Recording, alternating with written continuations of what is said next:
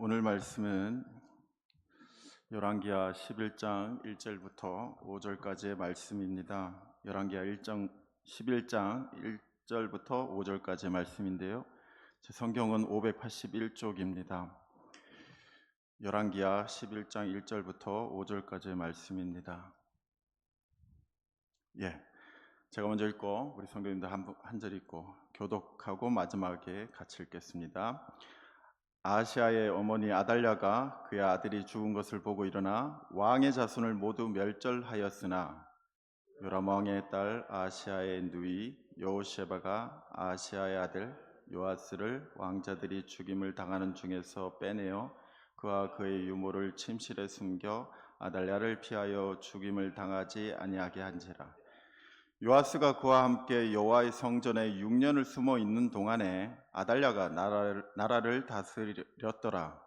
7째 해에 여호야다가 사람을 보내 가릿 사람의 백부장들과 보이병의 백부장들을 불러 데리고 여호와의 성전으로 들어가서 그들과 언약을 맺고 그들에게 여호와의 성전에서 맹세하게 한 후에 왕자를 그들에게 보이고 다같이 명령하여 이르되 너희가 행할 것이 이러하니 안식일에 들어온 너희 중 3분의 1은 왕궁을 주의하여 지키고. 아멘. 오늘 제목은 하나님의 예비된 사람이란 제목으로 말씀을 전하려고 합니다. 하나님의 예비된 사람. 북이스라엘 왕이었던 아합과 이세벨 사이에서 아달랴라는 딸이 있었습니다. 이 아달랴는 남유다 왕국의 시집을 와서 아하시아를 낳습니다. 그리고 아들 아하시아가 유다 왕에 오른 지 1년 전쯤에 북이스라엘 왕을 다스리던 자신의 오빠 여호람이 아람과 크게 싸우다가 다친 것을 듣게 됩니다. 그래서 아들 아하시아가 여호람을, 삼촌이죠, 여호람을 병문안 갔다가 구테타를 일으킨 예후에 의해서 자신의 아들 아하시아와 오빠 여호람이 둘 다 살해당하게 됩니다. 다시 말해서 아달랴는 쿠데타를 일으킨 예후에 의해서 자신의 아들 아하시아도 죽고 또 오빠 여호람도 죽고 심지어 자신의 친정어머니 이세벨도 같이 죽임을 당하는 그것을 듣게 됩니다. 그래서 크게 분노하면서 이스라엘 역사상 가장 잔인한 짓을 저지르게 됩니다. 모든 남유다 왕국의 자손들, 즉 자신의 친손자들을 다 죽여버리게 됩니다. 그러니까 왕위를 계승할 자격이 있는 모든 자녀들을 다 죽여버리게 됩니다. 자신의 친손자잖아요.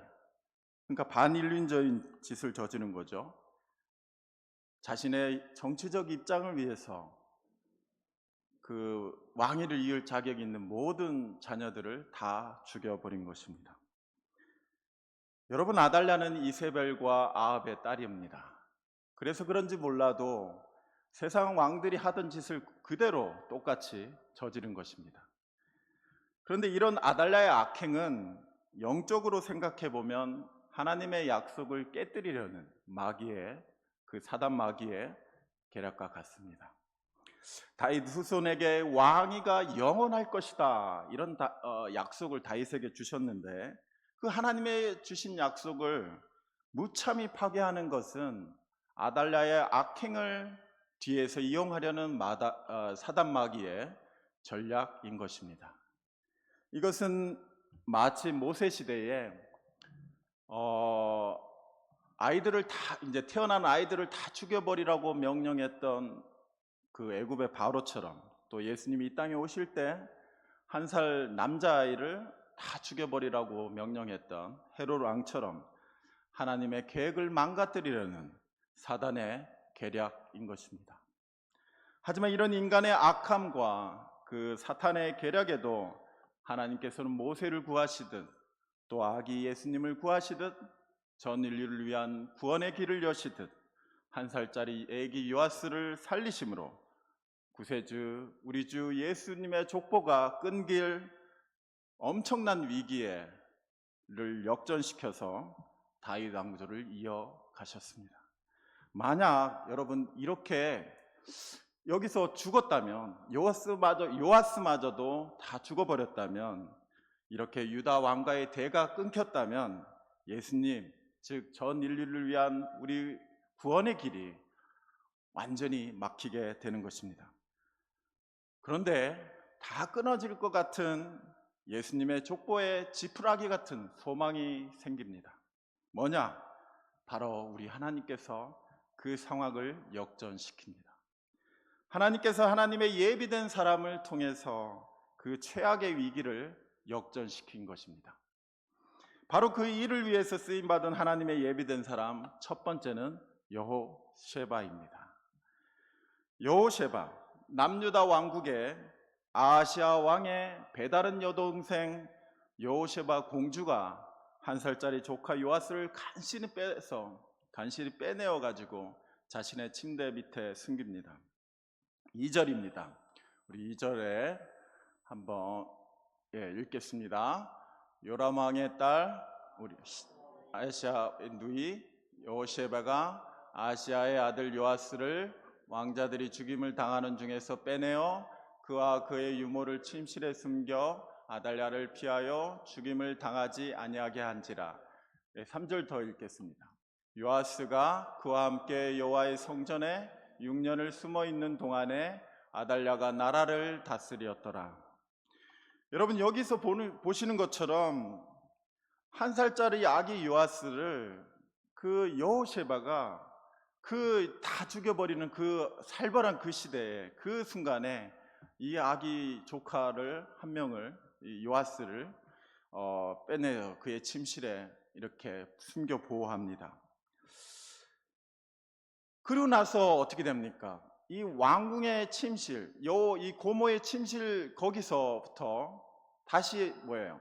여호쉐바의 남편이 여호야다, 제사장 여호야다의 그 어떤 책임하에 있는 여호와의 성전으로 옮겨져 가지고 이 요아스가 6년 동안 거기서 이렇게 죽임을 면하게 됩니다. 요아스는 여기서 유모의 돌봄과 함께 하나님의 성전에서 신앙훈련을 받고, 그렇게 하나님은 그를 숨겨서 다윗 왕가를 보호하십니다. 그런데 놀라운 점은 여러분, 아달랴가 6년이나 불법으로 하나님의 선택된 나라를 다스렸는데 남유다의 백성들 중 아무도 이것에 대해서 반발하는 사람이 없었습니다. 하나님과 언약을 맹세한 나라에서 아주 잔인한 악행을 저지르는 여왕을 보고서도 아무도 들고 일어나지 않았다는 것은 이해하기 어려운 일인 것입니다. 그런데 여러분, 이것을 우리가 영적으로 생각해 보면 이렇게 생각할 수 있어요.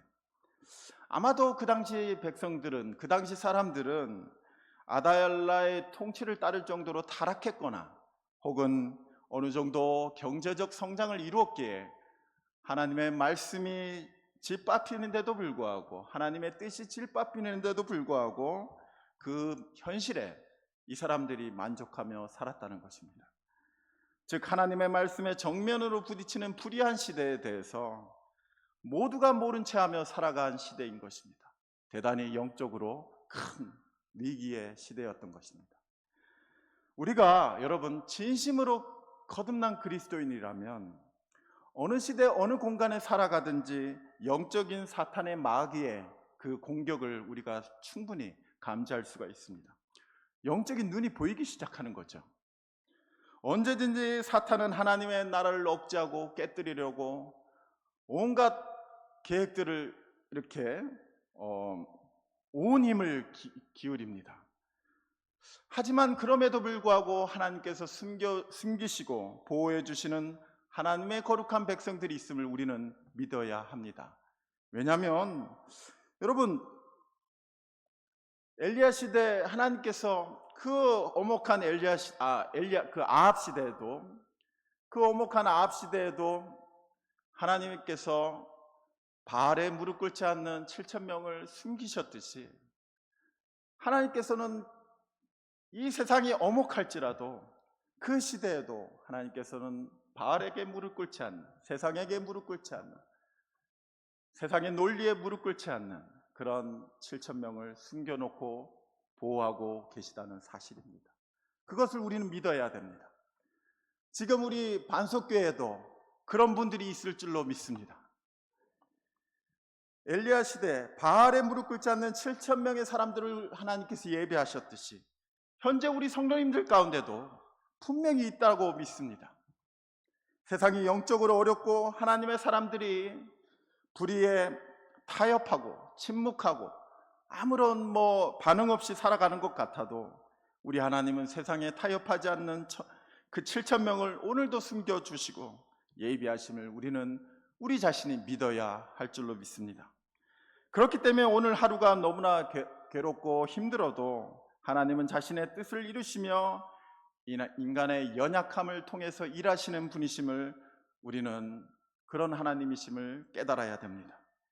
현실적으로 말씀 따라 사는 것이 때론 힘들어도 하나님이 보호해 주시고 우리를 반드시 쓰실 것을 믿기에 웬만한 현실의 괴로움을 우리가 이겨낼 수 있는 것입니다.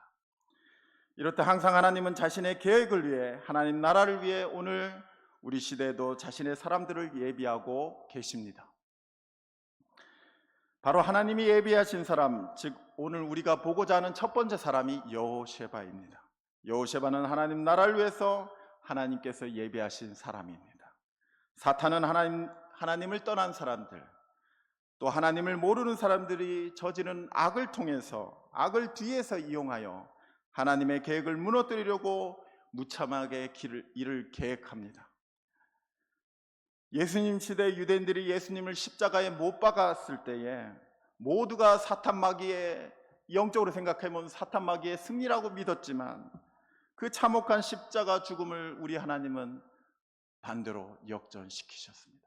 여러분 10년 전에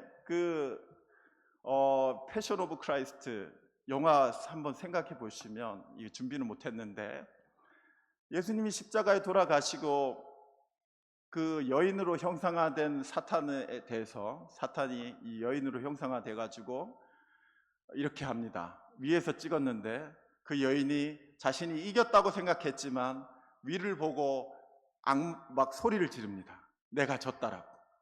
그게 뭡니까? 자신이 이겼다고 생각했지만, 사탄 마귀가 이겼다고 생각했지만 하나님께서는 구원의 길을 여셨습니다. 역전시킨 것이죠. 바로 우리 하나님은 그 세상 사람들과 사탄의 악행을 선으로 바꾸시는 분이십니다. 왜입니까? 창세기 이후로 하나님의 계획은 반드시 이루어졌고 앞으로도 이루어질 것이기 때문입니다. 여러분 믿으십니까? 여러분 위기의 때에 하나님의 사람은 일어나요. 위기의 때에 하나님의 사람은 드러납니다.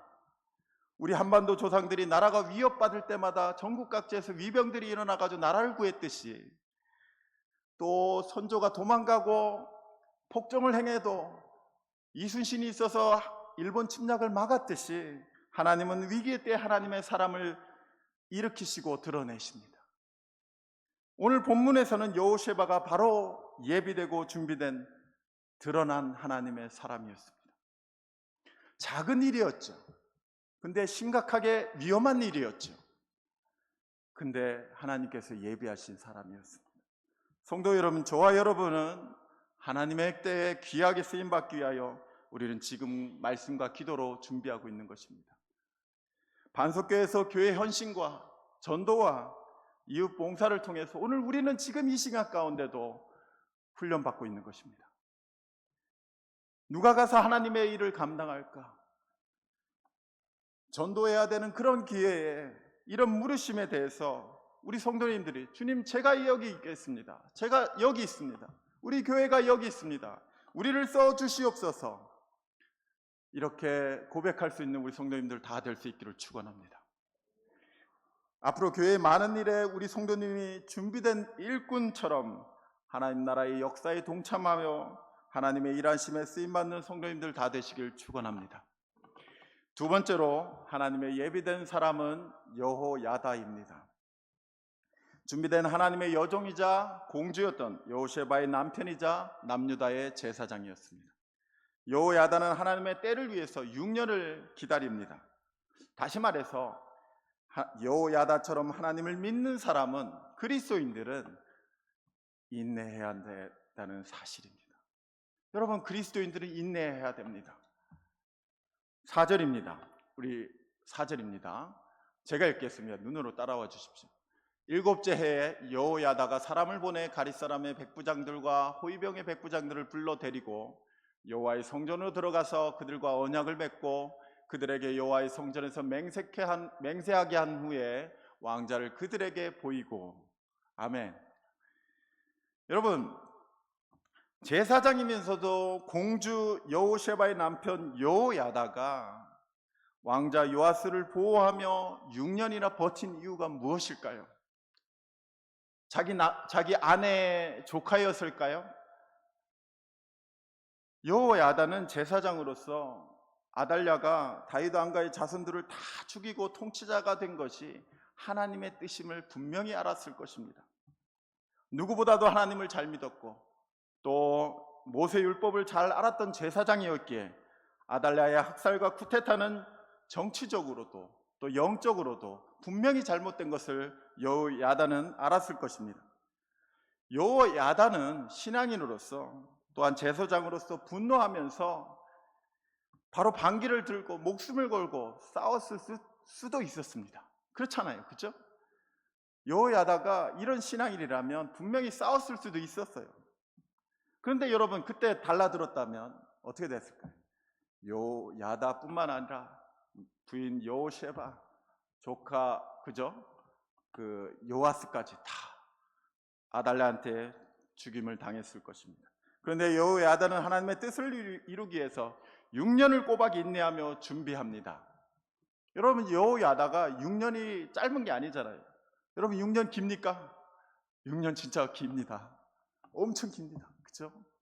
이 6년 동안 꼬박 인내하면서 여호야다는 준비합니다.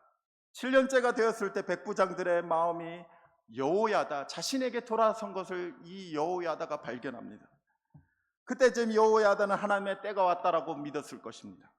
완전히 돌아선 그들에게 맹세를 받고 하나님의 약속된 다윗 왕가의 후손 요아스를 그들에게 보여주면서 이제 때가 되었다라고 보여주죠. 이제 아달랴를 위해서 싸울 것이 아니라 하나님의 약속하신 그 요아스를 위해 싸울 것을 그들에게 맹세를 받습니다. 마침내 하나님의 때가 이른 것입니다.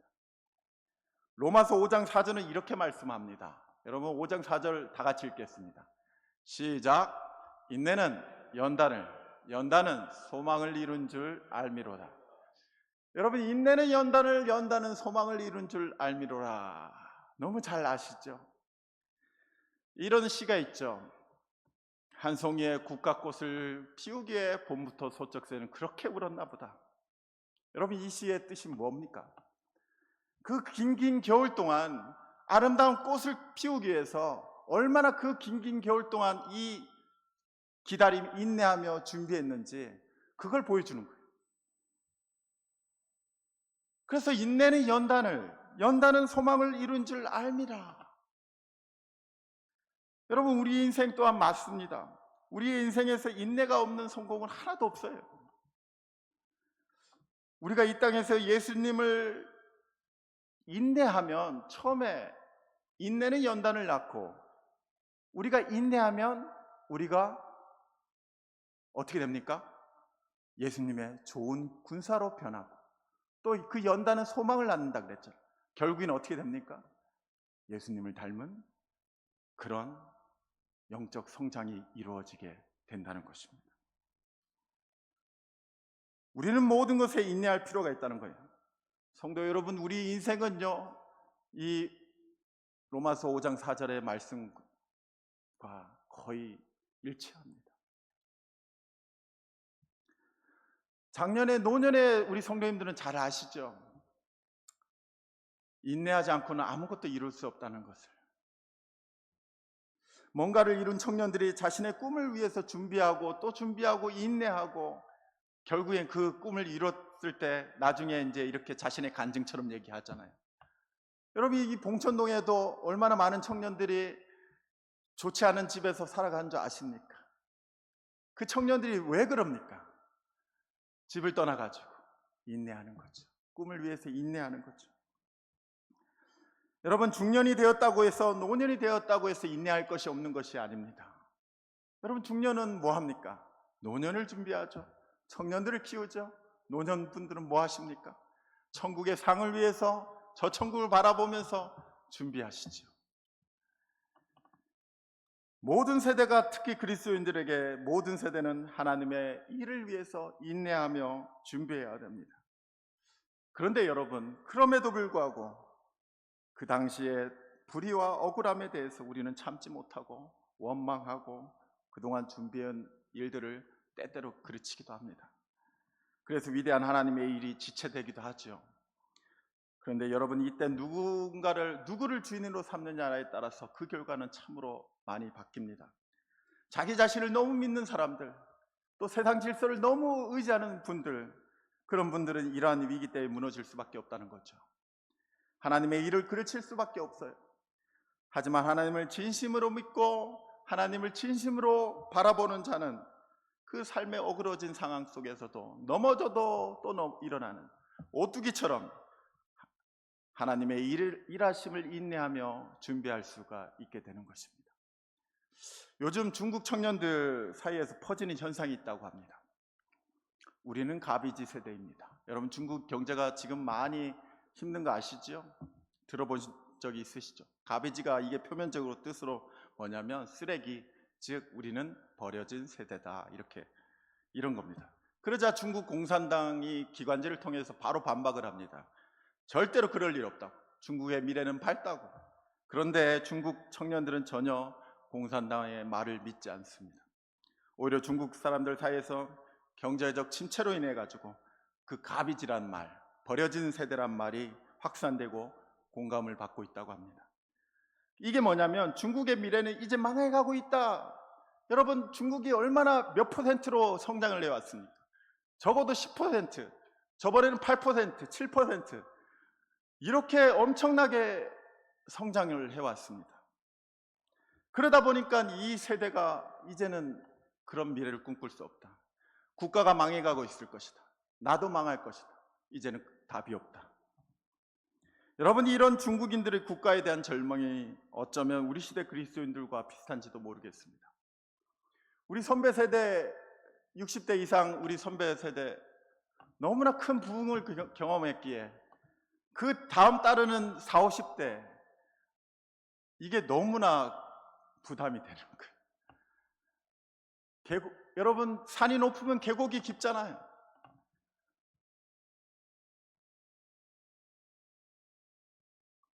(40, 50대) 다수의 신앙인들이 교회를 떠나버립니다. 그들의 자녀 세대인 10대, 20대는 교회를 좋게 보지 않습니다. 우리 60대 이상 믿음의 선배들이 세워왔던 놀라웠던 부흥한 한국교회, 앞으로의 미래가 부정적이다. 이게 20년 동안 계속됐어요. 사회의 깊은 부조리와 더불어 역시나 깊어진 교회 부조리와 절망 가운데 빠져가지고 그냥 어쩔 수 없이 살아가는 사람들이 많습니다. 못하겠다. 하나님의 말씀보다 적당히 세상과 부조리에 타협하며 살아가는 그런 그리스도인들도 있습니다. 여러분, 10년 전에 광나루 교회를 세웠던 김형석 목사는 그의 책에서 이렇게 말을 합니다. 지금 한국교회의 40, 50대들은 그들이 대학교 시절, 청년 시절 자신들의 교회에서, 자신들의 학교에서 뜨겁게 찬양하며 부흥회를 참석하며 신앙생활을 했던 사람들입니다. 그런데 그들이 현실의 어려움에 갇혀서 또 자녀를 돌보느라 각 교회에서 뜨겁게 청년 때처럼 신앙생활하도록 지역교회가 여건을 마련해 주지 못하고 있다고 진단합니다. 그들과 같이 울며 같이 이겨내는 사역자들이 부족하고 오히려 선배 세대처럼 교회의 헌신만 요구받고 있다고 단식합니다. 여러분, 40, 50대 우리 성도들이 그렇습니다. 현실의 벽 앞에서, 교회의 현실 앞에서 뜨겁게 교회 활동에 참여하지 못하고 영적으로 점점 더 시들어가는 청년들이 40, 50대가 참 많습니다. 그러니 선배 세대는 충분히 해냈지만 그렇게 하지 못하고 일과 자녀 양육으로 인해서 선배 세대 같은 헌신을 버거워합니다.